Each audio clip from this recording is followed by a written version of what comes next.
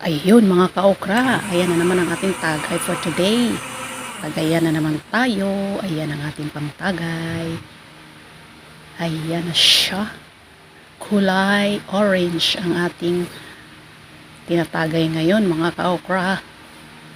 Ayan, gawa siya sa carrots at saka kamatis.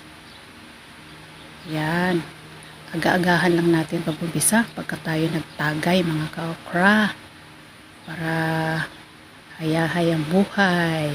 Kapag ka may tagay, hayahay. Ayan mga ka-okra, oh. Ubus-ubusin lang natin, simut-simutin.